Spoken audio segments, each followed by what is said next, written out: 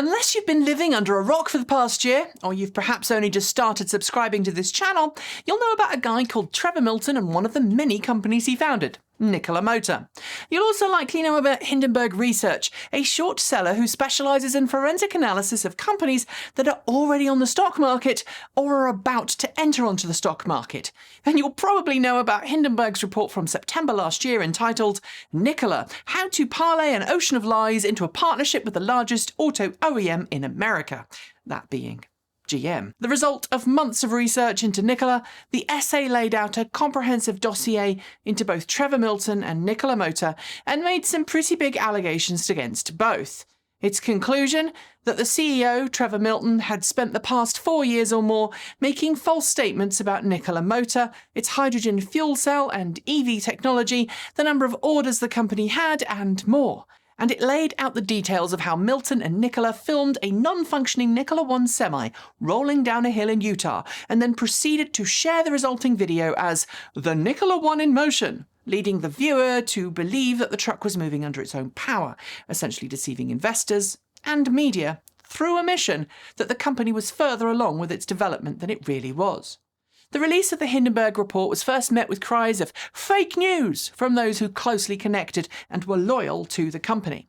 Hindenburg was threatened with legal action, and several news outlets that decided to cover the story were then chased for copyright infringement when Nikola decided to make copyright claims on any video that featured official B-roll. B-roll footage which, I should point out, was rights cleared explicitly for the purpose of media coverage.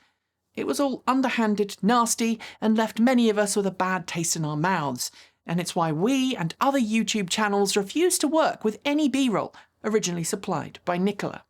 Yet shortly after this storm blew up, Milton stepped down as CEO of the company, almost completely disappearing from public view and removing his online social media accounts.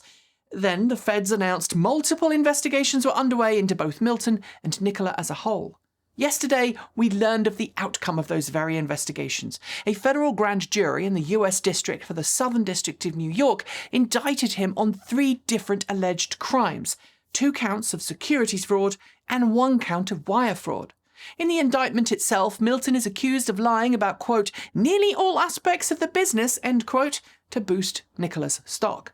Milton, who appeared in a Manhattan court yesterday afternoon, pled not guilty on all counts and was released on a $100 million bail bond, with a judge-imposed ban on him talking to investors and a mandated restriction on travel. Yet the company he founded, the company that he left last year, is, on paper at least, still in operation. Sure, its stocks have tumbled and it's now worth less today than it was in September last year when Milton resigned. It's still making some pretty huge claims about its plans to revolutionise the trucking world with hydrogen fuel cell and battery electric big rigs, despite quarterly financials that showed triple-digit drops on the previous year. And it's got me thinking, what does the future hold for this company? Is it marred for life? Will it ever recover?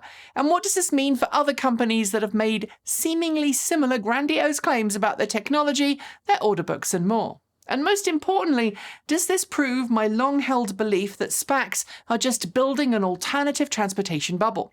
Today I'm going to share some of my thoughts on this all, but first, let's look at how deep into the allegations against Milton. At the heart of the allegations against Milton, who, by the way, secured his $100 million bail bond against his 2,700-acre Utah ranch, was what prosecutors say was an almost complete fabrication of every aspect of Nikola's business, from claims he made about the technology, to the company, to the number of pre-orders it had. The indictment says that Milton made it seem that the company was much further along in its vehicle development than it actually was. Quote, Milton sold a version of Nikola not as it was, an early-stage company with a novel idea to commercialise yet-to-be-proven products and technology, but rather as a trailblazing company that had already achieved many groundbreaking and game-changing milestones, the indictment reads. It states that he played a key role in that now infamous video of a Nikola 1 prototype rolling down a slope that was so gradual that, with careful camera angles, it looked like a completely flat road. The indictment claims that Milton falsely stated Nikola had, quote, billions and billions and billions and billions of dollars worth of pre-order reservations, end quote, after the reveal of the Nikola 1, and that he stated Nikola was already producing its own hydrogen at 1/4 the cost of hydrogen market rates. And it claims that Milton said Nikola had developed game-changing battery technology that would revolutionise the industry, adding that he had claimed the, quote, total cost of ownership for Nikola trucks was 20 to 30% below that of diesel vehicles, end quote. But interestingly, one of the things that appears to have irked prosecutors the most is the fact that Milton allegedly used social media to specifically target retail investors, folks who often dabble in trading for their own benefits, but don't always have the same industry background or investment experience as institutional investors, who do tend to be far more cautious about where their money goes. As a consequence of making regular false statements on social media, even after the Hindenburg report was published, prosecutors allege that Milton was responsible for those retail investors losing hundreds of thousands of dollars each, and that's part of the reason he's being indicted.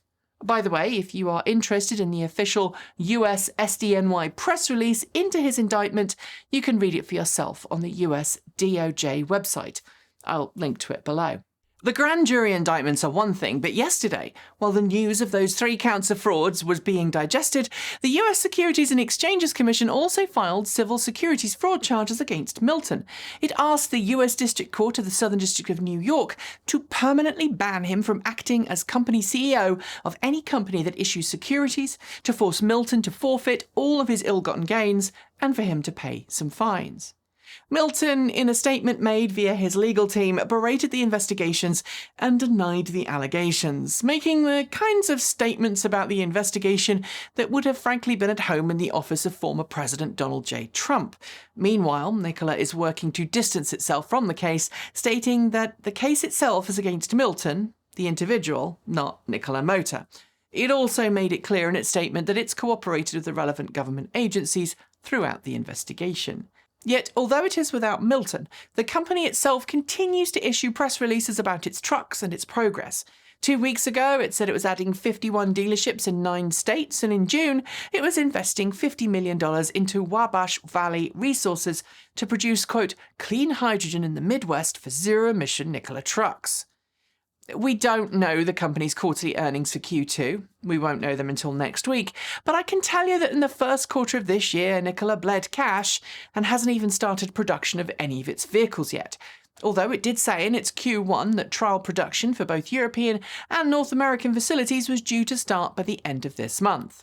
Either that happened on time and was unannounced, which, frankly, given how many press releases Nikola issues, I find hard to believe, or it's failed to meet those targets. I guess we will find out next week. Either way, though, things aren't looking good for Nikola. Hydrogen fuel cell vehicles have really fallen out of fashion in the last few months, and President Biden is pushing both for battery electric vehicle promotion and investment in electrified railway infrastructure. So I have to question if there's even a market anymore that Nikola can fill. That said, people are still investing in the company, and it's still, for now, a going concern.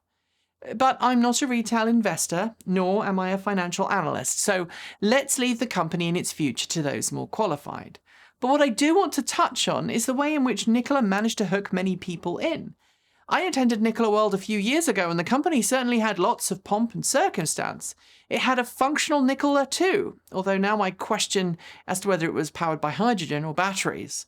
And plenty of media and investors bought into its lie, which brings me to what we can learn from this all. Specifically, what we can learn about SPACs, or special purpose acquisition companies, the very vehicle that got Nikola onto the stock market and allowed so many other startups to join the market in record time. SPACs are built with the expressed intent of allowing investors to put money into a company that will eventually acquire some particular startup or other. Sometimes they exist to acquire a particular company, but sometimes they exist to acquire a particular type of company. And they're often made from previously publicly traded companies that have hit hard times, meaning any company that happens to be acquired through a reverse merger gains instant access to the stock market. Going public through an old-fashioned IPO, initial public offering, requires a lot of due diligence and checks and balances to prove that the company being listed is actually a solid company that isn't cooking the books. It's a costly and a lengthy process designed to protect the company, its investors, and the institution of the stock market. But reverse mergers? There's far less regulation and red tape, allowing companies that would never be able to IPO on their own a chance to get some of that sweet, sweet Wall Street cash. And this year alone, a whole host of EV startups have entered into the stock market that way, including Canoe, Lordstown, ChargePoint, EVgo, Lucid, Proterra, Fisker, Lion Electric, and I guess Nikola.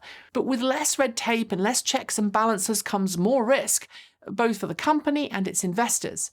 I've been wary of SPACs for years, and I'm not alone. Elon Musk and Mate Rimat are known to be distrustful of what, frankly, often feels like a company trying to get rich quick or die trying. Moreover, Arcimoto, a company that entered onto the stock market via an old-fashioned traditional IPO, and Rivian, a company that wants to enter onto the stock market through a traditional IPO in the future, are the two companies that right now I would say are most likely to survive the next 10 years of startup land. But then, as I said, I'm not an investment expert nor a financial expert, so don't listen to my opinion on those things as a basis for your own investments. Just know that personally, I think Trevor Milton, Nikola, and some of these other SPACed companies of late show me all I need to know about where I'd trust my money. How about you? That's it for today. If you liked the video, be sure to give it a thumbs up and don't forget to subscribe to our channels, this one and our other two channels, Transport Evolved Take 2 and Transport Evolved Shorts. We know that while a fair few of you are already subscribed, many more aren't. So go on, hit the bell and help us out. Let us know below what you thought of the video, and if you're not someone who likes the YouTube comment section, who does, then why not continue with this on our free Discord server? We'll make sure to leave a link below. Thanks on behalf of the entire TE crew go out to the folks on my right for being our $15 to $49 a month Patreon supporters. Special thanks to our $50 a month patrons, Andrew Martin, Guido Rahoa, Brophy Wolf, Anonymous Freak, Regine Fellows, Kyle Hodgson, Gordon C, Paul Conway, Laura Sanborn, Anthony Coates, Denny Hyde, Sean Ueda and Tazlet in the Gong, and our deepest gratitude to our $100 a month Patreon supporters, John Lyons, Marcel Ward, Reggie Watts, JP Fagerback, Will Graylin and Ian. If you'd like to join the ranks of wonderful supporters, you'll find links below to Patreon, Bitcoin and Ko-fi, and of course, you can also buy your own very special TE swag like this one at our Redbubble store. Thanks for joining me, and as always, keep evolving!